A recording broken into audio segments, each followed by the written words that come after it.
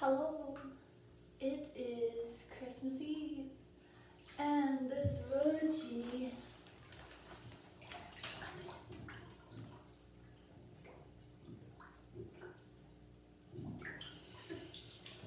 she's taking a nice cozy bath with Epsom salts, and I bought a new candle.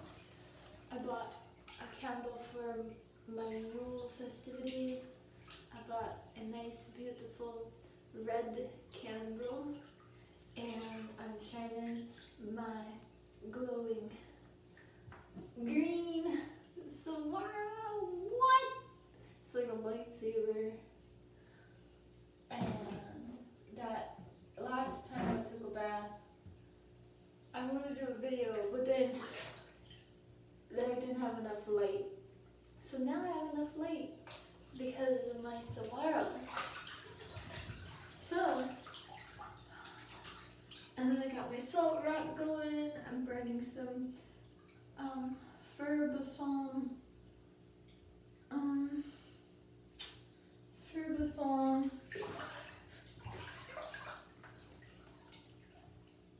incense wood stuff, and got my Mother Mary candle burning.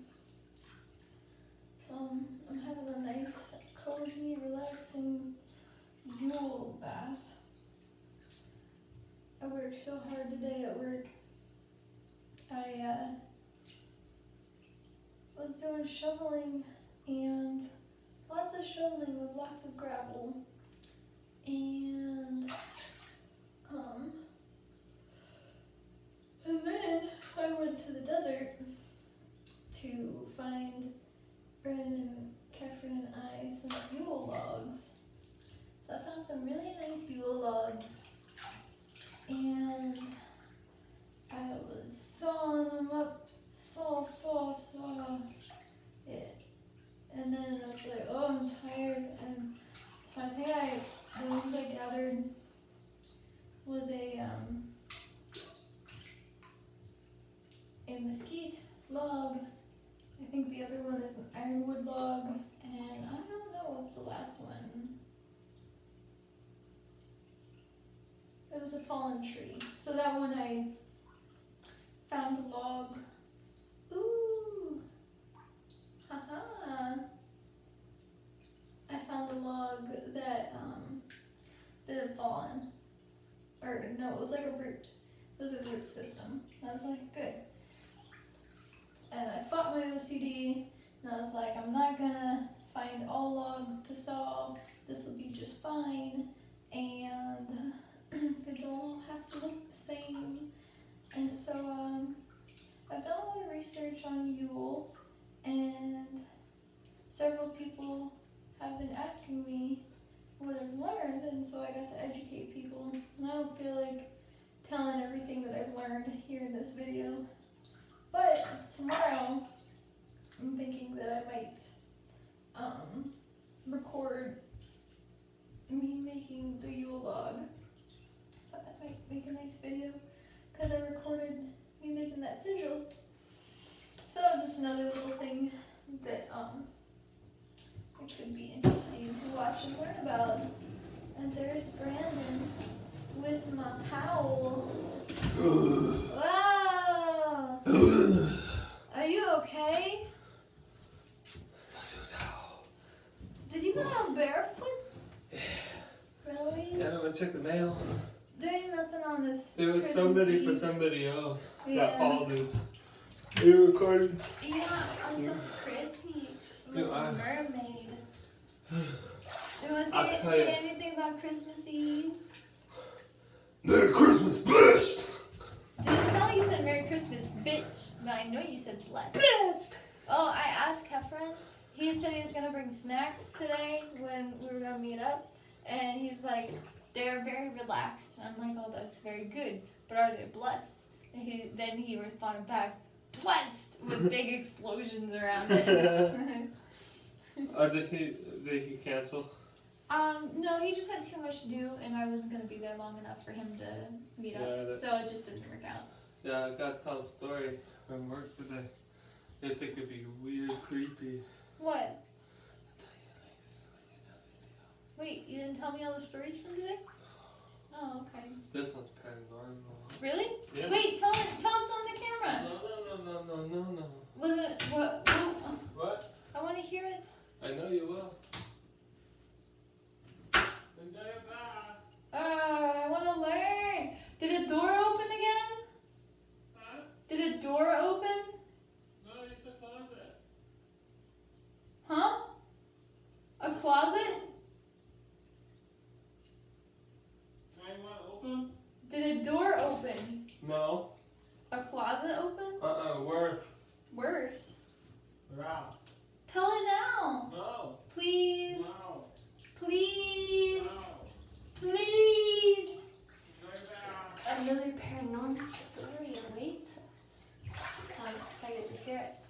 And Brandon's had several paranormal experiences at work.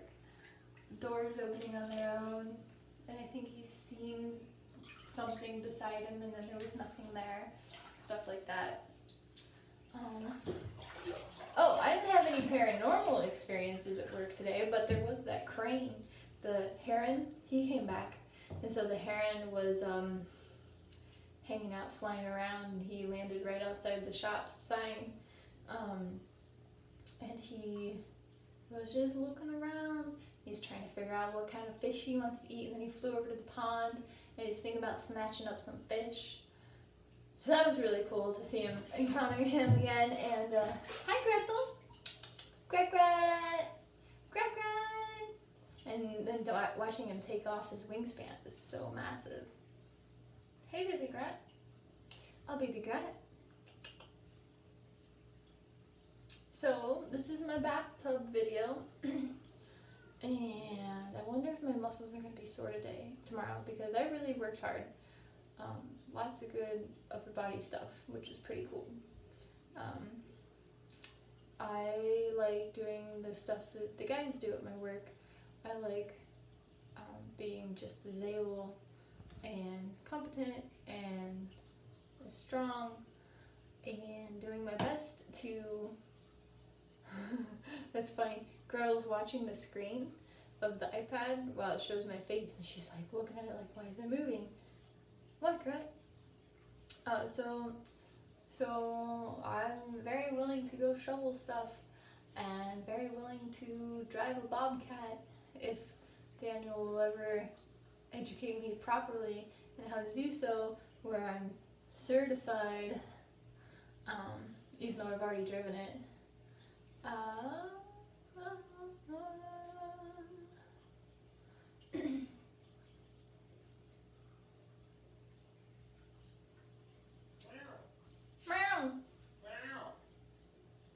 I look so pretty.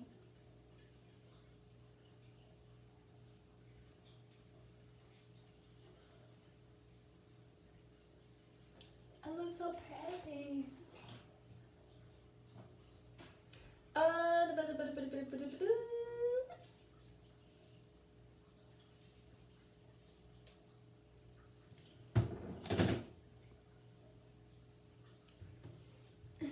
But I work super hard, and there was this experience with the wheelbarrow. Now, mind you, I don't typically do all the shoveling and landscaping and stuff like that. That's not typically what I do. I usually work with pond plants. So I'm a little bit outside my game, so I was just following along with what the other guys were doing and doing whatever I saw them doing until I got the hang of what we were trying to accomplish. So just lots of paying attention, lots of focusing, and lots of copying until I understood what our goal was. And so there's this big wheelbarrow that we were filling up with rocks. So we were shoveling the rocks and dumping them in the wheelbarrow and doing that over and over and carrying the wheelbarrow to a different section of the property and depositing the rocks elsewhere. And so the first time that I took the wheelbarrow, I nearly dropped it because I'm not used to carrying a wheelbarrow that is so wibbly wobbly and having to balance it and all this weight. And so I had to figure out how to get the hang of it. Definitely almost tipped it. Justin was there to help. Thanks, Justin.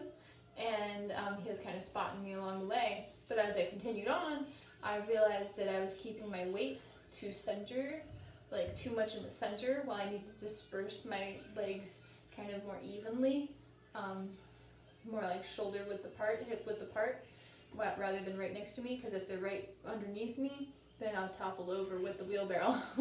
So it was kind of like a learning experience. So it's not necessarily that I'm too weak or anything like that. I'm strong enough to be able to handle it. I just need to figure out how to use my strength most effectively. And so we're carrying the wheelbarrow. I'm carrying the wheelbarrow, and then I take it over to where we're gonna dump it. And sure enough, the whole thing tips over on its side. I'm like, shit. Oh well, that's okay. Even if I look incompetent, that doesn't mean that I am incompetent. It just means I'm getting the hang of it. So I need to relax my snacks and go with the flow, and I will try again. And I want to come off as just as capable and able as anyone else there at my job. And so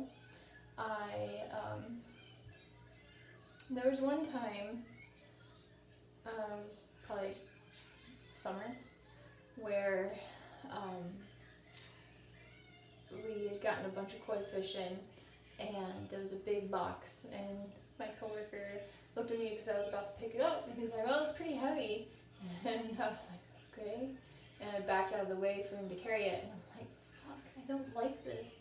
Why is he pointing out that it's heavy? Like, I'm very capable of lifting a heavy box." And so I took it personally, and then I later, after I watched them carry the box, I later approached them, and I'm like, "Hey, I just want to let you know, like, I am completely capable of carrying that big box of fish. It might weigh a bit, but I lifted it up later, and it isn't that heavy, like, so just, if you could, next time you see me about to do something, just, rather than say like, hey, it's kind of heavy, made me feel like you thought that I couldn't do it, so you wanted to take care of it. So maybe just letting me take care of it, and if I need help, I will ask." And so I took it hella personally, but definitely got the point across, and the majority of people haven't done anything like that. I see people kind of helping me, like Justin, who was spotting the wheelbarrow, but I mean, like, he saw me wibbly wobbling, so I mean, you know, you'd go spot somebody who's wibbly wobbling, regardless of if they're, what their gender is. So I'm working on taking it not personally, and continuing to prove my strength and show my strength. Because I feel like I have to. Otherwise, I guess this is just my assumption, but otherwise I feel as though I'll be assigned more of the more feminine tasks, like working up front at the shop, and working with customers, or stuff like that. Now, I like potting plants. You can have me pot plants all day, I'll be happy. But like, I don't really like working with customers, and most of the time, sometimes they're okay, depends who and how they're acting. But I don't like working up front at the shop. I'd much rather be out doing the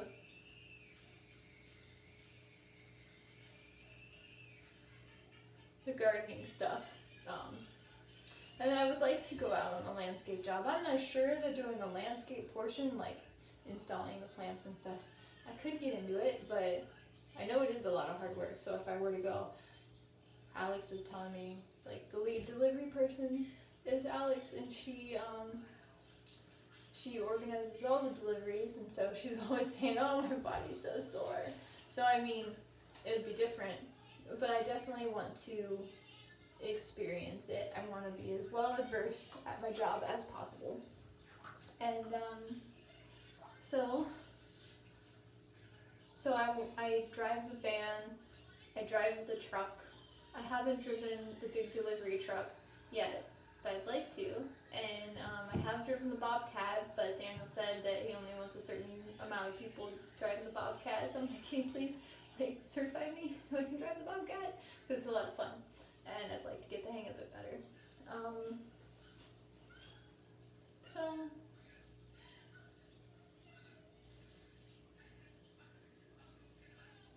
I don't know what I'm gonna call this video, because I'm not really talking about Yule that much. I'm talking more about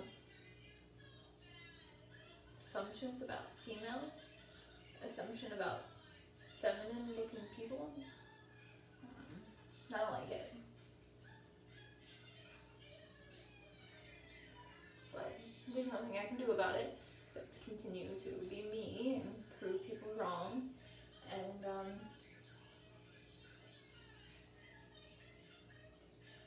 I guess it's just a society thing. Because society has to continue to change for that assumption about someone who looks like a girl, about what their capabilities are.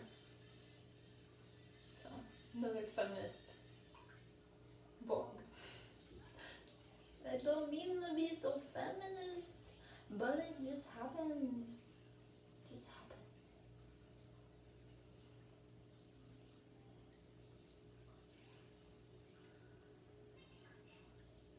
Alright, now it's time to hear Brandon's story about the paranormal stuff. Okay, so I hope that you have a very merry, holly jolly, happy Chris Kwanzaa Eunalia. Happy Chris Kwanzaa Eunalia. Oh, and be sure to like and subscribe to my blog so you can continue to learn more and more about the Roach Coach.